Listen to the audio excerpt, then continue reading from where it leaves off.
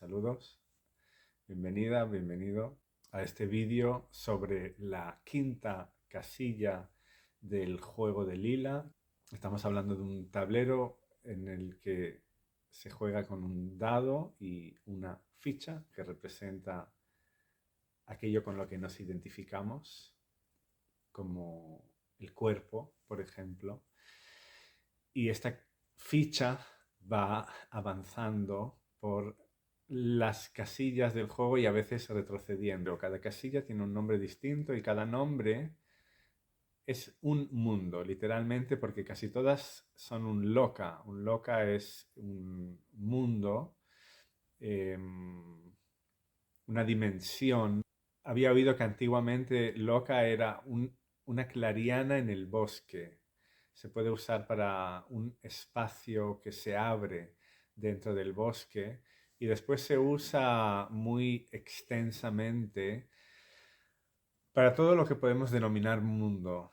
Y todo esto va de lo que vamos a hablar hoy, porque vamos a hablar de Bu Loka, de la quinta casilla, de la casilla que está en el centro de la primera fila. El tablero del juego de Lila se compone de 8 filas y 9 columnas, porque el tablero es simétrico, es 8 columnas, dos grupos de 4 y 8 filas, pero en el medio hay una columna como central, que hace como de columna vertebral, que si seguimos los nombres de las casillas en vertical de la columna central, son los nombres de las dimensiones del mundo. La primera de ellas, Bhuloka, el mundo de lo aparecido. Bhu es como aparecer.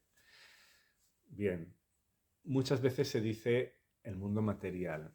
Esto si entráramos en un análisis filosófico, categórico de esto, pero lo que propongo aquí es narraciones de las casillas y de esta manera ir observando las propiedades que tiene una narración y cómo se puede usar y lo que propone, porque son propiedades que no siempre se pueden analizar de manera concreta, porque al concretar discernimos y evitamos ciertas cosas y precisamente la narración va de unión también, de armonización de contrarios, porque el espacio de unión entre sol y día, por ejemplo, o entre la transición de felicidad a tristeza, si queremos, o cualquier transición que nos podamos imaginar, es un mundo importante también. Es una parte muy importante de la realidad y la narración precisamente entra en estos espacios, profundiza en ellos. Bien, entonces si estamos hablando de Bhuloka y volviendo un poco más al Loka, la palabra como mundo, pero ¿qué tipo de mundo?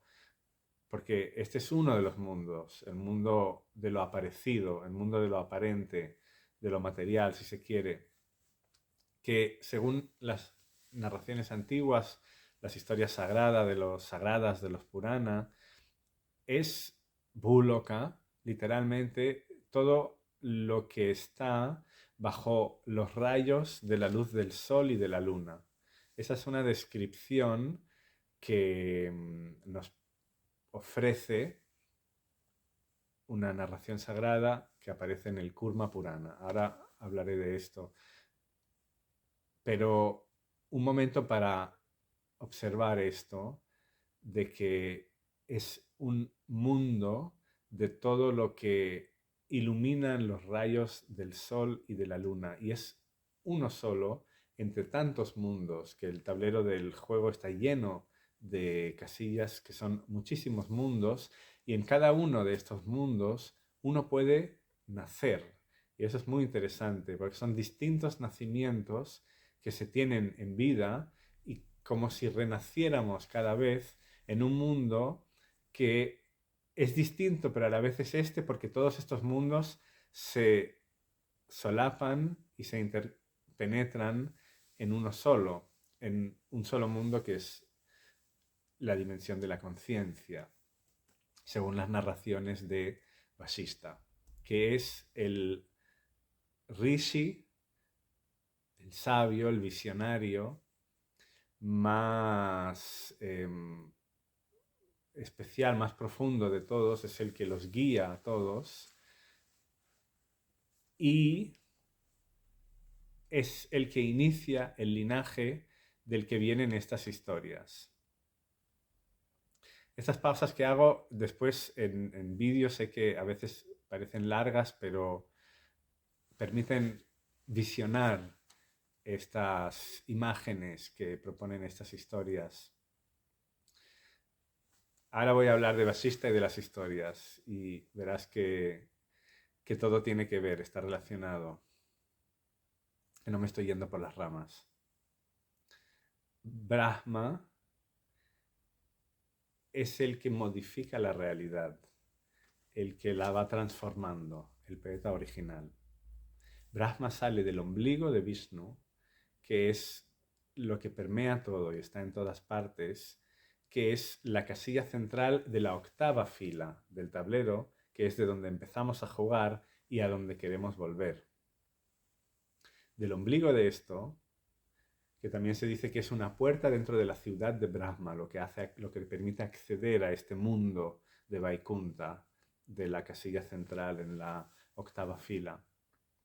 Y allí está Vishnu que lo permea todo. Del ombligo de Vishnu nace una flor de loto y dentro está Brahma, que es el poeta original que modifica todo. Ya sé que esto ya, en este momento, ya no está siendo del todo, como diría yo, lineal y como que ya empieza a confundir un poco. Pues es intencionado, eso nos está abriendo la percepción a los mundos liminales de donde se encuentran los contrarios. Brahma, el que modifica la realidad, de su mente nacen los rishi, como los sabios que sostienen la conciencia. Sabios y sabias, son parejas, que son estrellas, y las 7 estrellas principales son las estrellas de la Osa Mayor. Hay correspondencias entre lo que vemos en el mundo de Bu, en el mundo material, y los planos más sutiles. Porque las estrellas, tal como las vemos con los ojos, también están de alguna manera dentro de ese mundo que iluminan los rayos del sol. Seguiremos con esto porque en la casilla central de la segunda fila y de la tercera fila todavía estaremos en estos mundos de los rayos del sol. Así que volveremos a esto desde otros ángulos. Pero entre estas 7 estrellas de la Osa Mayor, Vasista es el más especial, es una de estas estrellas. Él y su esposa Arundhati, que es una estrella doble, que en sánscrito se llaman Vasista y Arundhati, Alcor y Mizar en astronomía, astrología occidental. Y el nieto de Vasista se llama Shakti. Él fue quien introdujo en el fondo de las aguas cósmicas un fuego con forma de yegua que está ardiendo allí siempre hasta el día en el que se sequen las aguas y este fuego saldrá y lo quemará todo. Es otra historia que otro día puede aparecer. Y el hijo de Shakti conoció al cruzar un río a una pescadora, si se quiere, que fue quien lo llevó en barca para cruzar el río y en ese trayecto se enamoraron. Y tuvieron un hijo en una isla en medio de este río. A ese hijo lo llamaron Krishna el Oscuro, no el Krishna Krishna el Avatar, sino otro Krishna, el que también lo llamaron así porque era oscuro de piel, Vaipayana, el que nació en la isla, y después también le pusieron de nombre a la misma persona, a este hijo, Vedavyasa, que es el que hizo ordenaciones dentro del conocimiento. ¿Por qué es tan importante este linaje que tiene que ver con Buloka? Pues que Vasista es quien enseñó a sus discípulos, y eso quedó grabado y memorizado y se fue repitiendo y llegó en forma de enseñanzas y textos hasta hoy en día, que todo es conciencia y el deseo crea dentro de esa conciencia modificaciones y formaciones y apariencias que son los mundos, los llamados mundos, que se pueden introducir uno dentro de otro y son ilusiones que pueden ser compartidas, estos mundos. Y puedes ver algo más de esto en el vídeo que puedes recibir gratuitamente si te apuntas a la newsletter en el enlace que está abajo en las descripciones de este vídeo, con una cita de un cuento precioso que contó Vasista para elaborar este punto. Y los discípulos de Vasista, que son los hijos de Vasista, perdón, los continuadores, los descendientes, que son los que continúan este linaje, uno de los primeros ya fue Vyasa, que en el origen de esta era nuestra, que estamos en una era de confusión, en la que no sabemos lo que tenemos que hacer, y tampoco sabemos quién es un maestro realmente y a quién seguir como parte de esa confusión, Vedavyasa, que vio la transición entre la era anterior, hoy va un poco de transición, es la narración, él vio la transición de la era anterior a esta, lo que hizo fue ordenar un conocimiento que era más, no sé, de alguna manera que ahora ya no podemos saber, pero parece ser que más libre, más cercano al sonido que no a la gramática. Vedavyasa ordenó en un tipo de gramática ese conocimiento. Una fue los rituales. Él ordenó cómo efectuar los rituales, que son una representación de la esencia misma de la verdad en forma de lenguaje de gestos y cantos. Tradujo el sonido en ordenaciones, en gramáticas. Y la otra fue todas las historias sagradas. Todas estas historias que comparto, estas narraciones, las explicó Vyasa a sus hijos y discípulos y ellos las continuaron explicando. Es lo mismo, las historias son la esencia del elixir de la inmortalidad, que es la esencia de la vida, transformada en narraciones, en un tipo de gramática imaginal que al escucharlas y al narrarlas sobre todo, también es importante, si te ha gustado esta narración o las narraciones, narrarlas después a alguien, a quien sea, porque hay un efecto muy especial. Una cosa es escuchar la narración y pensarla, que es vivirla, y otra cosa es saborearla al narrarla. Eso puedes ver más en el vídeo gratuito que puedes recibir inscribiéndote a la newsletter. Pero esto que Vyasa recibió y transformó en forma de un tipo de gramática de la imaginación, es un conocimiento que viene de todos los rishi que la acompañan. Estoy continuando la historia, no me he perdido. Uno de los eventos centrales de la formación y a la vez el sostén del universo, porque es algo que pasa más allá del tiempo, de alguna manera, es cuando los dioses y los asura, que son sus enemigos, los deva y los asura, se ponen de acuerdo para batir juntos el elixir de la inmortalidad, perdón, batir juntos el océano universal, removerlo para extraer, sintetizar o depurar de sus aguas un elixir, una, una esencia que es, entre toda la confusión de la realidad, una esencia que es la esencia de la inmortalidad, el Amrita. Y para hacerlo, agarran el monte Mandara, que volverá a aparecer en el vídeo de la casilla que está justo por encima, en la fila central del juego, en la columna central del juego, en la segunda fila, la casilla de Bubá, y la tercera de Svarga. Volverá a aparecer este monte, así que atención con esto. Y enrollan a la serpiente o Naga Basuki, que son seres serpentinos que también tienen su casilla en este juego, ya los veremos, que pueden tomar la forma que quieren, por eso puede volverse tan largo como quiere, lo enrollan alrededor de este monte y agarran los Deva de un lado y los Asura de otro y lo mueven, lo estiran para atrás y para adelante para que se vaya moviendo el monte Mandara y removiendo las aguas. Pero este monte se hunde en las aguas cósmicas, no tiene ningún sostén debajo. Y ahí es cuando aparece Vishnu, eso que está en el centro de todo, que es la casilla de la que partimos y a la que volvemos en este juego, y toma la forma de una tortuga. Nace, se atraviesa los planos de la realidad, por eso se le llama avatar, porque atraviesa los planos de los diferentes mundos, y nace en el mundo en el que esté ese batir del océano universal, y se coloca en forma de tortuga debajo de este monte central y lo sostiene nadando. Como anfibio que es, puede nadar en las aguas cósmicas y sostener este monte, y gracias a ello pueden efectuar su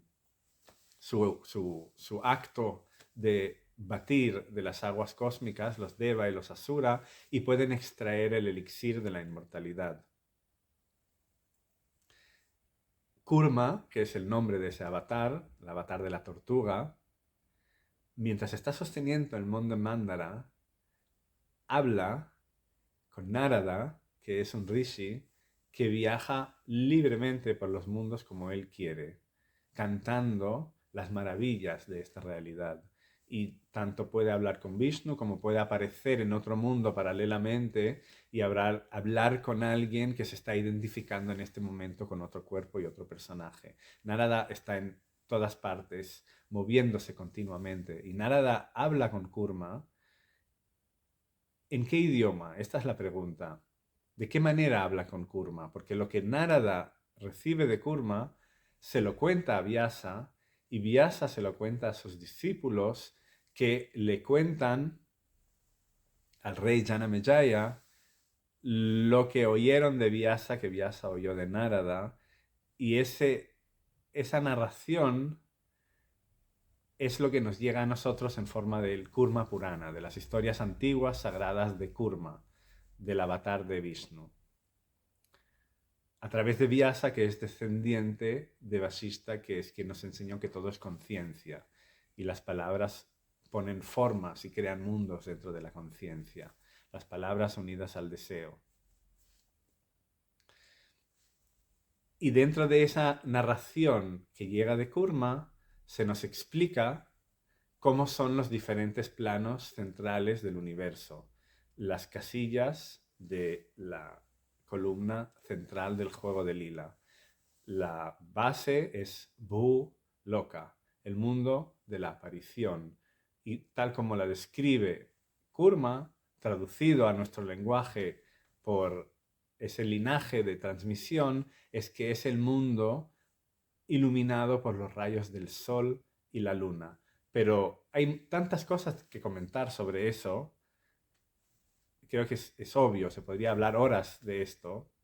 Pero en este momento lo único que quiero mencionar, y por eso he hecho todo este viaje hacia atrás y hacia adelante, que reconozco que en algún momento puede ser confuso, pero creo que es importante, que es el contexto en el que se transmite esto, porque no es una información cualquiera, una racionalización de alguien, ni siquiera una alegoría, es algo más, es algo que viene del mismo sonido, viene del origen del conocimiento, y lo que transmite no es un análisis, es un eco de un sabor o un aroma de el origen mismo de las cosas. Espero que se haya visto con esta narración, y el objetivo de este vídeo y también de este canal en general y todo lo que estoy haciendo es honrar estas historias y mostrar una y otra vez la maravilla de este arte que representan, de poder transmitir esto que llega de tan lejos que ni siquiera importa ya cómo lo llamamos. No es para literalmente agarrarse a la idea de quién fue Vyasa o Vasista, si son, son estrellas y seres humanos y algo más que seres humanos a la vez, son conciencia, o sea, ya nos lleva la historia a algo que es más allá de la descripción, más allá de la silueta que le damos a la palabra, nos lleva a ese espacio liminal entre la silueta y el espacio que la rodea, que es un espacio donde pasan muchísimas cosas. Pues seguiremos con esto en los siguientes vídeos.